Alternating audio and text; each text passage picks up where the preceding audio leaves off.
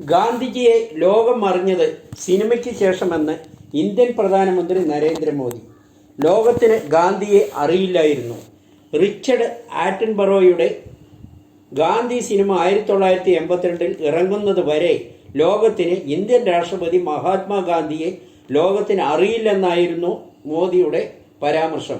ഇന്ത്യയുടെ പ്രധാനമന്ത്രി നരേന്ദ്രമോദിയാണ് ഇത് പറയുന്നത്. ABP ന്യൂസ് ചാനലിന് നൽകിയ അഭിമുഖത്തിലാണ് പരാമർശം നടത്തിയത്. മഹാത്മാഗാന്ധിക്ക് വേണ്ടത്ര സ്വീകാര്യത ഉണ്ടാക്കാൻ കോൺഗ്രസിന് ശ്രമിച്ചില്ലെന്നും അദ്ദേഹം കുറ്റപ്പെടുത്തി. പ്രധാനമന്ത്രിയുടെ ഈ പരാമർശത്തിനെതിരെ വ്യാപക പ്രതിഷേധം ഉയരുന്നു. നരേന്ദ്രമോദി ഗാന്ധിജിയെയും നെഹ്റുവിനെയും അങ്ങനെയാണ് കാണുന്നത് എന്നും ജനങ്ങൾ ആരോപിക്കുന്നു. വിദേശത്തുള്ള ഇന്ത്യക്കാരും ഇതിനെ പ്രതിഷേധം അറിയിച്ചു വരികയാണ്. മൂന്നാർ വ്യാജ പട്ടയ കേസിൽ സർക്കാരിന് ഹൈക്കോടതിയുടെ വിമർശനം. 42 കേസുകളിൽ തോറ്റിട്ടും എന്തുകൊണ്ട് അപ്പീൽ പോയില്ല? മൂന്നാർ ഭൂമി കയ്യേറ്റം സംബന്ധിച്ച് കേസിൽ സംസ്ഥാന സർക്കാരിനെതിരെ രൂക്ഷ വിമർശനവുമായി ഹൈക്കോടതി. വ്യാജ പട്ടയ കേസിൽ MI രവീന്ദ്രനെതിരെ എന്തു നടപടി സ്വീകരിച്ചെന്ന് ഹൈക്കോടതി ചോദിച്ചു. മൂന്നാറിലെ ഭൂമി കയ്യേറ്റവും വ്യാജ പട്ടയവും സംബന്ധിച്ച് കേസിൽ CBI അന്വേഷണം ആവശ്യപ്പെട്ടുള്ള ഹർജികളിലാണ് ഹൈക്കോടതിയുടെ വിമർശനം ഉണ്ടായത്. 42 ഭൂമി കേസുകളിൽ സംസ്ഥാന സർക്കാർ കോടതിയിൽ പരാജയപ്പെട്ടു. എന്നിട്ടും എന്തുകൊണ്ട് അപ്പീൽ പോയില്ല? വ്യാജ പട്ടയ കേസിൽ വൻ അഴിമതി നടന്നുവെന്ന് ഇതിലൂടെ വ്യക്തമാണ്. അതിനാൽ സർക്കാരിന്റെ നിലപാട് അറിയണമെന്നും കേസിൽ CBI സ്വമേധയാ കക്ഷി ചേർക്കണമെന്നും ഹൈക്കോടതി വ്യക്തമാക്കി. മുഖ്യമന്ത്രിയുടെ മകളുടെ എക്സാലോജിക് കമ്പനിക്ക് അബുദാബിയിലും അക്കൗണ്ട്. കോടികളുടെ ഇടപാടുകൾ വെളിപ്പെടുത്തൽ ഗൗരവമേറിയതെന്ന് VD സതീശൻ. കരിമണൽ കമ്പനിയായ CMRLO എക്സാലോജിക്കുമായുള്ള ദുരൂഹ ഇടപാടുകൾ കുറിച്ചുള്ള വിവരങ്ങൾ പുറത്തുവരുന്നു. 2 വിദേശ കമ്പനികളിൽ നിന്നും വൻ തുകകൾ അബുദാബിയിലെ അക്കൗണ്ടുകളിലേക്ക് എത്തിയത് കോടികൾ. ഇതിനു പുറമെ അനവധി കമ്പനികളിൽ നിന്നും ഈ അക്കൗണ്ടിലേക്ക് പണം എത്തിയിരുന്നു. ഇതെല്ലാം US ഉൾപ്പെടെയുള്ള രാജ്യങ്ങളിലേക്ക് വിവിധ അക്കൗണ്ടുകളിലേക്ക് മാറ്റിയെന്നും അന്വേഷണ ഏജൻസികൾ കണ്ടെത്തി. ശശിധരൻ കർത്തായുടെ CMRലും എക്സാലോജിക്കുമായി നടന്ന ഇടപാടുകൾ ബന്ധപ്പെട്ട് അന്വേഷണത്തിനിടയിലാണ് serious fraud investigation office SFIO അബുദാബിയിലെ ബാങ്ക് അക്കൗണ്ടുകളെ സംബന്ധിച്ച് വിവരങ്ങൾ ലഭിക്കുന്നത്. അതിനിടെ ഈ ബാങ്ക് ഇടപാടുകൾ സംബന്ധിച്ച് കൂടുതൽ രേഖകൾ കേസിലെ പരാതിക്കാരിൽ ഒരാളായ ഷോൺ ജോർജ് ഹൈക്കോടതിയിൽ സമർപ്പിക്കുകയും ചെയ്തു. രാജ്യാന്തര കൺസൾട്ടൻസി സ്ഥാപനമായ Price Waterhouse Coopers SNC Lavalin കമ്പനികളിൽ നിന്ന് അബുദാബിയിലെ ബാങ്ക് അക്കൗണ്ടുകളിലേക്ക് 3 കോടിയിലേറെ തുക വീതം വന്നു എന്നാണ് SFIO അധികൃതർ പറയുന്നത്. ഇതിനു പുറമെയാണ് അധികം കേൾവിയില്ലാത്ത മറ്റു കമ്പനികളിൽ നിന്നും ഈ അക്കൗണ്ടുകളിലേക്ക് പണം എത്തിയെന്നും അത് മറ്റു വിദേശ അക്കൗണ്ടുകളിലേക്ക് പോയതും ദുബായിൽ രജിസ്റ്റർ ചെയ്ത ഈ സ്വകാര്യ സ്ഥാപനത്തിന്റെ സംയുക്ത അക്കൗണ്ടിന്റെ ഉടമകൾ മലയാളികളും അടുത്ത രാഷ്ട്രീയ ബന്ധം ഉള്ളവരുമാണ് എന്നാണ് സൂചനകൾ കാണുന്നത്.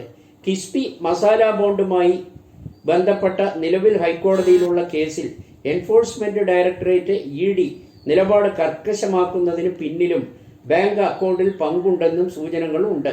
ഈ അക്കൗണ്ടുകളിലേക്ക് പണം അയച്ച ചില കമ്പനികൾ മസാല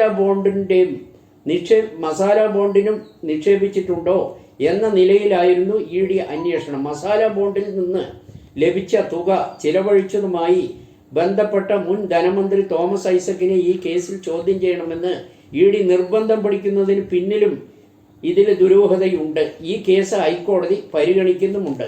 മാസപ്പടി കേസിൽ ആദ്യം കേസ് പുറത്തു കൊണ്ടുവന്നത് മാത്യു കുഴൽനാടൻ MLA ആയിരുന്നു.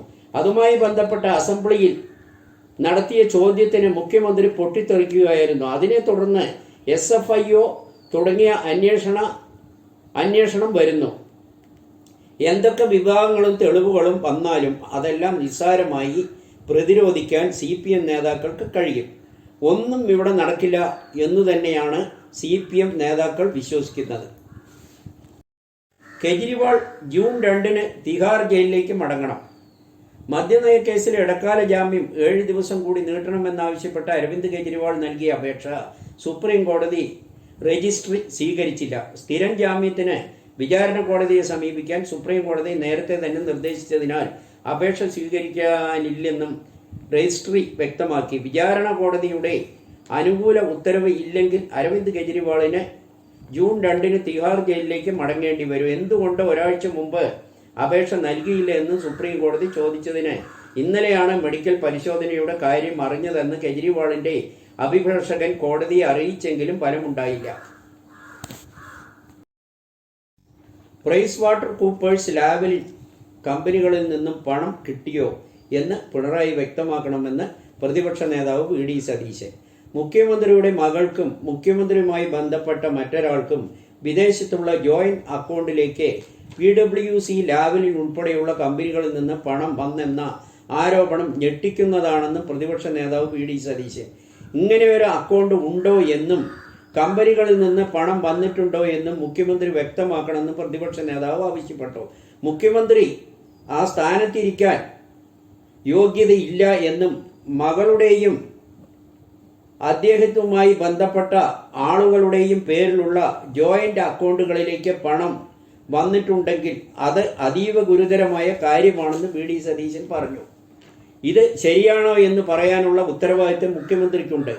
ആരോപണം തെറ്റാണെങ്കിൽ ഉന്നയിച്ചവർക്കെതിരെ നടപടി സ്വീകരിക്കണമെന്ന് വി.ഡി. സതീശൻ ആവശ്യപ്പെട്ടു. ആരോപണം വന്നാൽ മൗനത്തിന്റെ മാളത്തിൽ ഒളിക്കുകയാണ് മുഖ്യമന്ത്രി എന്ന് പതിവും രീതിയും അതുതന്നെയാണ്. ഇക്കാര്യത്തിലും അങ്ങനെ ചെയ്യാൻ ആരോപണം ശരിയാണെന്ന് വരും. ആരോപണത്തിന് മുഖ്യമന്ത്രി മറുപടി പറയണം. മുഖ്യമന്ത്രി നിഷേധിച്ചാൽ ഇതേക്കുറിച്ചുള്ള ബാക്കി വിവരങ്ങൾ പറയാമെന്ന് വി.ഡി. സതീശൻ പറഞ്ഞു. SFIയുടെയും EDയുടെയും അന്വേഷണം ഒരു കേസിലും എങ്ങും എത്തുന്നില്ല. തെരഞ്ഞെടുപ്പിന് തൊട്ടു മുൻപ് കരിവന്നൂർ CPMകാരെ ഇപ്പോൾ പിടിക്കുമെന്ന് തോന്നലുണ്ടാക്കി. എന്നിട്ട് എന്തെങ്കിലും CPM നേതാവിനെ ആരെയെങ്കിലും അറസ്റ്റ് ചെയ്തോ?